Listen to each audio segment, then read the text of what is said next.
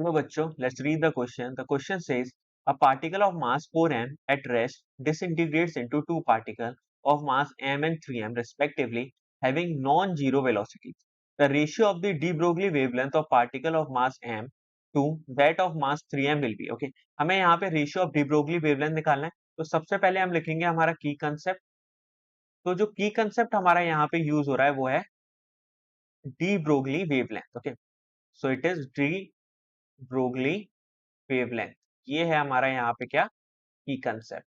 अब आते हैं हमारे क्वेश्चन की तरफ. तो देखिए, वी नो कि lambda is equals to h divided by p, where lambda is the de Broglie wavelength, p is the momentum, h is the Planck's constant.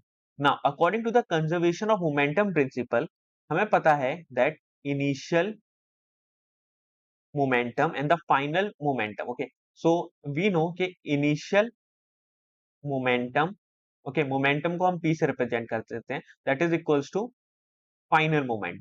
Okay, ये हमारा सेम होना चाहिए. इनिशियल और फाइनल मोमेंटम सेम होना चाहिए, mean change in the momentum should be zero. अब मास जो 3m है वो इनिशियली क्या था, रेस्ट पे था.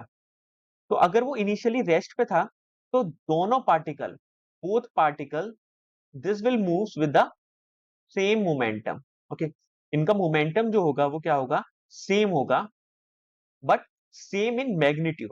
सेम मैग्नीट्यूड, मोमेंटम का जो मैग्नीट्यूड है वो सेम होगा, बट डायरेक्शन जो होगी वो क्या होगी, अपोजिट.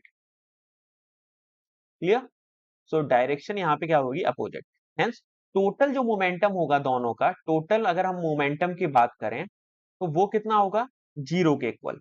अब अगर मैग्नीट्यूड ऑफ मोमेंटम सेम है, प्लैंक्स हमारा कांस्टेंट है, हेंस जो डी ब्रोगली का हमारा रेशियो होगा, मींस अगर हम लैम्डा 1 और लैम्डा 2 से इसको रिप्रेजेंट करते हैं तो मोमेंटम तो सेम है, P1 P2 बराबर है, तो ये कितना आएगा, 1 डिवाइडेड बाय 1. हेंस रेशियो कितना हो जाएगा इसका, 1:1 का.